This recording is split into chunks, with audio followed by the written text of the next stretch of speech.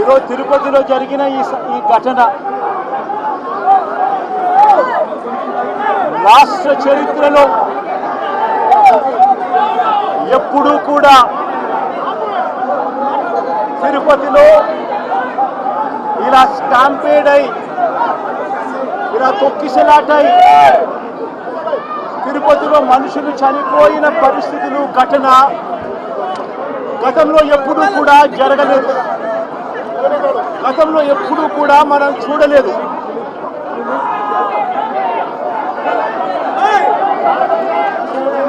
ఈరోజు ఇలాంటి పరిస్థితులకు దారి తీసిన దానికి కారణాలు ఏమిటి అని చెప్పి అందరము కూడా ఆలోచన చేయాల్సిన అవసరం ఉంది.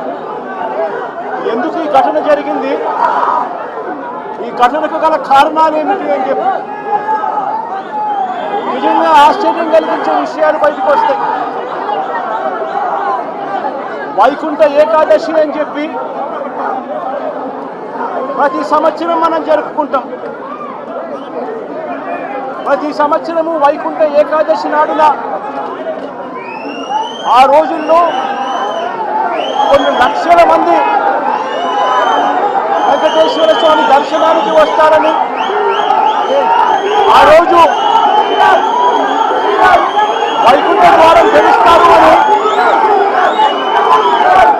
అందరికీ కూడా తెలుసు. వైకుంఠ ద్వారం తెరవడం అన్నది మహాపుణ్యాన్ని ఇస్తుందని, ఆ పుణ్యం కోసం లక్షల మంది జనాలు ఆ రోజున వస్తారు తిరుపతికి అని అందరికీ తెలిసిన విషయం.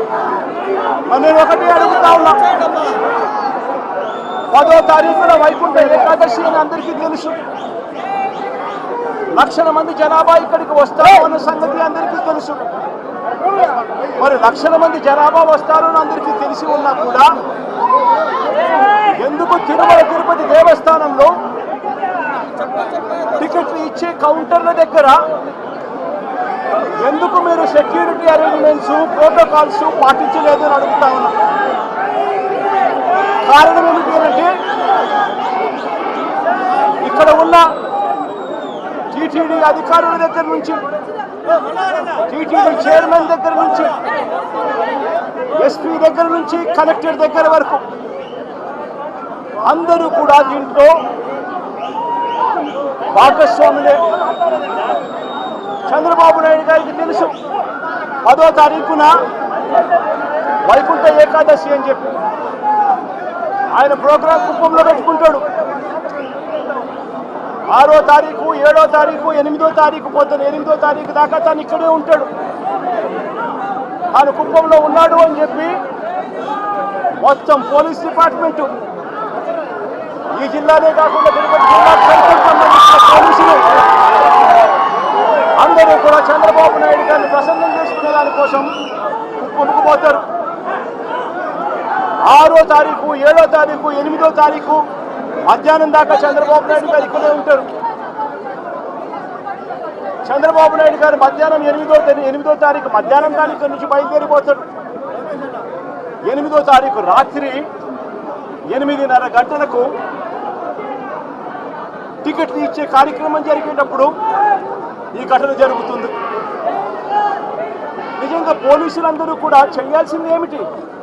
ఇన్ని లక్షల మంది వస్తారు అని తెలిసినప్పుడు, చంద్రబాబు నాయుడు గారి పర్యటన కూడా అటువైపున ఉంది, కుప్పంలో ఉంది అని తెలిసినప్పుడు ప్రత్యామ్నాయ అరేంజ్మెంట్స్ చేసుకోవాల్సిన అవసరం ఉందా లేదా? కానీ ఎలాంటి ప్రత్యామ్నాయ అరేంజ్మెంట్స్ చేసుకోలేదు. అందరూ కూడా చంద్రబాబు నాయుడు గారి పర్యటనలో నిమగ్నమయ్యారు. 8వ తారీఖు మధ్యాహ్నం దాకా తను ఇక్కడే ఉంటాడు. 8వ తారీఖు రాత్రి 8:30కు ఘటనలు జరిగాయి. ఎందుకు ఈ ఘటనలు జరిగాయి అనంటే ప్రోటోకాల్ ఎక్కడా కూడా లేదు. అందరినీ కూడా నేను ఇక్కడికి వెళ్ళి అడిగితే పద్మావతి పార్క్లో ఒక సెంటర్, పద్మావతి పార్క్ ఎదురుగా ఒక సెంటర్, ఏం సెంటర్ కాదు బైరాగిపట్నం కౌంటర్, బైరాగిపట్టడి కౌంటర్కి ఎదురుగా పార్కులో పొద్దున 9 గంటల నుంచి మనుషులను అక్కడే క్యాంప్ చేయించారు. మనుషులందరినీ కూడా అక్కడే పార్క్ చేయించారు. 8:30కు రాత్రి పార్క్ గేట్లు తెరిచారు. కౌంటర్ లైన్లో నిలబడండి అని చెప్పి గేట్లు తెరిచారు. వెంటనే అందరూ పరిగెత్తుకుంటూ పోవడం తోకిసలాట జరిగింది. చీకటిలో ఆ పార్కులో పెట్టిన వాళ్ళకి ఏదైనా ఇచ్చారా? కొన్ని మిగిలిన కౌంటర్లలో పెట్టిన వాళ్ళకి ఏమైనా ఇచ్చారా? వాళ్ళను ఎందుకు మొట్టమొదటి గంట నుంచి వాళ్ళు అక్కడికి చేరుకునేప్పటి నుంచి వాళ్ళ లైన్లలో ఎందుకు పెట్టలేదు? ఎందుకు అక్కడ సఫిషియెంట్ పోలీస్ ఫోర్స్ ఇవ్వలేదు? అక్కడ ఉన్న వాళ్ళ లైన్లో మొదటి నుంచి పెట్టడం మొదలుపెట్టి ఉంటే అన్ని సెంటర్లలో కూడా పెట్టి ఉంటే ఈ ఘటన జరిగి ఉండేది కాదు ఎక్కడా కూడా. దురదృష్టకరం, చాలా బాధాకరమైంది, చాలా ఆవేదన కలిగించింది. నిన్న రాత్రి జరిగిన వైజాగ్లో ఉండి మోడీ గారి ఆధ్వర్యంలో దాదాపు 2,08,000 కోట్ల పెట్టుబడి సభ జరిగి వైజాగ్లో ఒక ఆనందకరమైన సమయంలో ఈ విధమైన దుర్ఘటన ఏకాదశికి మొత్తం నలుమూలల నుంచి, దేశం నలుమూలల నుంచి, ప్రత్యేకించి తెలంగాణ, కర్ణాటక, తమిళనాడు, ఆంధ్ర అన్ని ప్రాంతాల నుంచి భక్తులు అమితంగా తరలి వచ్చారు ఇక్కడికి. ఇది మొదటిసారి కాదు, ఇది గత దశాబ్దాలుగా ఎప్పుడు జరుగుతూ ఉంది. టీటీడీ అంటేనే క్రౌడ్ మేనేజ్మెంట్ ఎక్స్పర్టీస్ ఉండటం, టీటీడీ అంటేనే క్రౌడ్ మేనేజ్మెంట్ ఎక్స్పర్టీస్ ఉండటం. ఎందుకు ఈ దురదృష్టకరమైన సంఘటన జరిగిందనేది మొత్తం మాట్లాడాను. సంఘటన స్థలానికి వెళ్ళాను. ఆ పార్క్లో ఏ విధంగా పెట్టారు, ఏ సందర్భంలో జరిగింది, అలాగే ఇప్పుడు వచ్చి ఎవరైతే గాయపడ్డారో వారందరినీ పేరు పేరున పరామర్శించాం. వారి ఆవేదన అర్థం చేసుకున్నాం. ఒకటే చెప్పాను, రాష్ట్ర ప్రభుత్వం తరపు నుంచి మనస్ఫూర్తిగా తప్పు జరిగింది, బాధ్యత తీసుకుంటున్నాం, క్షమాపణలు రాష్ట్ర ప్రజలందరికీ, వెంకటేశ్వర స్వామి భక్తులందరికీ, ఏడుకొండలవాడి భక్తులందరికీ, హైందవ ధర్మాన్ని నమ్మిన ప్రతి ఒక్కరికి, క్షతగాత్రులైన వారికి, ప్రతి ఒక్కరికి, ప్రాణాలు కోల్పోయిన వారికి, వారి కుటుంబాలకి, స్నేహితులకి, బంధువులకి తప్పు జరిగింది. మనస్ఫూర్తిగా రాష్ట్ర ప్రభుత్వం క్షమాపణలు అడుగుతుంది. 2 చేతులెత్తి క్షమాపణలు అడుగుతుంది. జరగకుండా ఉండాల్సిన సమయం ఇది. చాలా ఆనందంగా దర్శనం చేసుకొని వెళ్ళిపోవాల్సిన సమయం ఇది. ఇలాంటి సమయంలో ఇలా జరగటం, లోపల ప్రతి ఒక్కరితో మాట్లాడితే నాకు అర్థం కానిది ఏంటంటే, ఎప్పుడు ఇలాంటి దుర్ఘటన జరగల.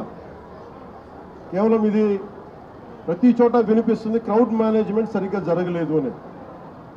ముఖ్యంగా ఆడవారికి నలిగిపోవడానికి ప్రత్యేకించి చాలా సేఫ్ ప్లేస్ ఇది. మిగతా మనకి టికెట్లు ఇచ్చే చోట కంటే కూడా ఇది క్షేమం అని చెప్పి అందరూ ఎక్కువ మంది మహిళా భక్తురాలు ఇక్కడికి వచ్చారు. ఇది చంద్రగిరి, తిరుపతి నియోజకవర్గానికి అందుబాటులో ఉండే కేంద్రం ఇది. దానివల్ల ఎక్కువ ఒత్తిడి ఉంది. పోలీసులను పెట్టారు, టీటీడీ సిబ్బంది ఉన్నారు. ఇంతమంది ఉండి కూడా 6 మంది ప్రాణాలు కోల్పోవటం, 24 మంది పైన క్షతగాత్రులు అవ్వటం, ఇది చాలా ఆవేదన కలిగించింది. ప్రతి ఒక్కరిని బాధితులను అడుగుతూ ఉంటే ఒకటే చెప్తా ఉన్నా, మేము ఎంతో నమ్మకంతో వచ్చాం ఇక్కడికి, మాకు ఇలా అయిపోయింది. వాళ్ళు బాధపడుతుంటే ముందు పేరున వారొక్కరికి, ప్రతి ఒక్కరికి క్షమాపణలు తెలియజేశాను. దీనికి బాధ్యులైన వారిని ఖచ్చితంగా వారికి బాధ్యత తీసుకొని వారికి ఎలాంటిది పడాలో అది శిక్ష అంటావా, చర్యలు ఉంటాయి ఖచ్చితంగా. దీనికి నిజంగా వ్యక్తిగతంగా చాలా కదిలించేసింది నాకు ఈ సంఘటన. పోలీసులు హెల్ప్ చేసిన వ్యక్తులు ఉన్నారు, నలిగిపోతే రక్షించిన వాళ్ళు ఉన్నారు. కొంతమంది పోలీసులు చోద్యం చూస్తూ నిలబడతా ఉన్నారు. 2 నా దృష్టికి వచ్చినాయి. కొంతమంది బాధితులు సహాయం చేశారు, పోలీసు మాకు అండగా ఉన్నారు, ఇవి ఉన్నాయి. కానీ కొంతమంది పోలీసు మమ్మల్ని సరిగ్గా పట్టించుకోలేదు, సహాయ కార్యక్రమాలు చేయలేదు, నిలబడలేదు. ఇది కూడా ఉంది. ఈ రోజున ఈ సంఘటనకి రాష్ట్ర ప్రభుత్వం తరపు నుంచి డిప్యూటీ సీఎం హోదాలో మేము ఈ బాధ్యతని తప్పించుకోవట్లేదు. మేము తప్పు జరిగింది, పూర్తి బాధ్యత వహిస్తున్నాం. We take complete responsibility for the mishap happen. ఈ బాధ్యతని పూర్తిగా మేము తీసుకుంటాం.